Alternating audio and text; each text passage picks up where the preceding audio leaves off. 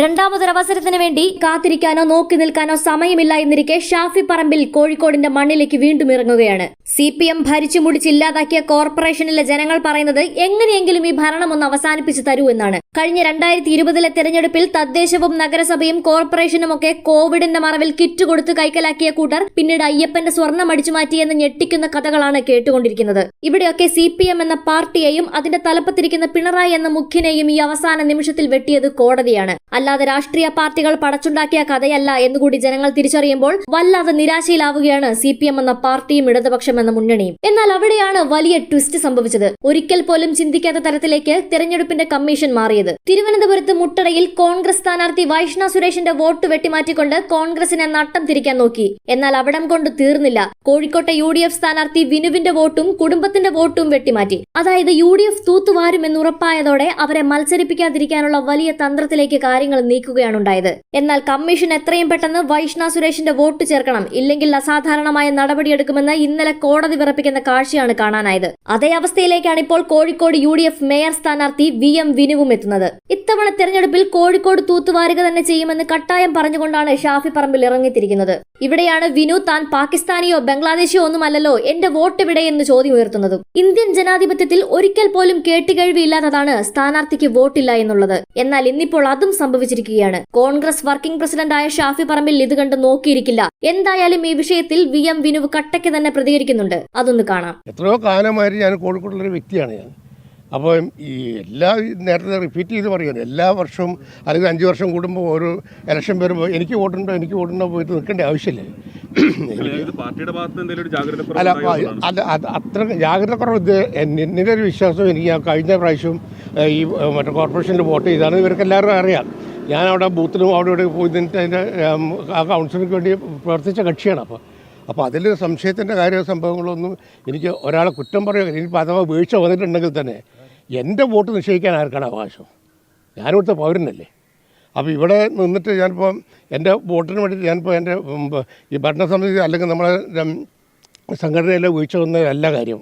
അങ്ങനെ വീഴ്ച വന്ന് ഞാൻ വിശ്വസിക്കുന്നില്ല. കാരണം എന്താണെന്ന് വെച്ചാൽ ഞാനിവിടെ ജനിച്ച് വളർന്നൊരു പൗരനാണ്. എൻ്റെ വോട്ട് ഈ ജനാധിപത്യ രാജ്യത്ത് എൻ്റെ വോട്ട് നിശ്ചയിക്കാനുള്ള അവകാശം ആർക്കുമില്ല. അങ്ങനെ വോട്ട് നിഷേധിക്കുന്ന ഒരു നോട്ടീസ് നൽകണം. അങ്ങനെ നോട്ടീസ് ഒന്നും കിട്ടിയിട്ടില്ല. എവിടെയെങ്കിലും ഇപ്പോൾ വീട് മാറി താമസിക്കുന്ന ഒരു കക്ഷിയാണെന്ന് വിചാരിക്കുക, അല്ലെങ്കിൽ മരിച്ചു പോയി നിൽക്കാതെ. അങ്ങനെയാണെങ്കിൽ തന്നെ അത് ഉണ്ടോ ഇല്ലയോ എന്നുള്ള കാര്യങ്ങൾ അന്വേഷിക്കാനും അതിന് നോട്ടീസ് കൊടുക്കാനും അങ്ങനെയൊക്കെയുള്ള രീതികളുണ്ട്. വോട്ടർ പട്ടികയിൽ നിന്ന് വോട്ട് നീക്കം ചെയ്യുക, ആരെങ്കിലും പരാതി കൊടുക്കണം. അപ്പോൾ താങ്കളുടെ കാര്യത്തിൽ അങ്ങനെ ഒരു പരാതി കൊടുത്തിട്ടില്ല എന്നുള്ളതാണ് CPM-ഉം LDF ഒക്കെ പറയുന്നത്. പരാതി കൊടുക്കാൻ പറഞ്ഞത് ഇന്നലെയല്ലേ ഇതിൻ്റെ സംഭവം തിരിച്ച് വരുന്നത്. കാരണം എനിക്ക് വോട്ടുണ്ടെന്നുള്ളത് ഞാനും പൂർണ്ണമായിട്ട് വിശ്വസിക്കുന്നുണ്ട്. എൻ്റെ മറ്റേ കോൺഗ്രസ് പാർട്ടിയിലെ എൻ്റെ നേതാക്കളും എല്ലാവരും വിശ്വസിക്കുന്നുണ്ട്. പിന്നെ അതിന് പ്രത്യേകമായിട്ട് പെട്ടെന്ന് എടുത്ത് നിൽക്കേണ്ട കാര്യമുണ്ടെന്ന് തോന്നിയിട്ടില്ല. അപ്പോൾ പറയൂ. വിനുവേട്ടൻ്റെ ഭാര്യയ്ക്കും മകൻ്റെയും വോട്ട് വെട്ടിയിട്ടില്ലേ? മോനുമില്ല വോട്ട്. മോനുമില്ല.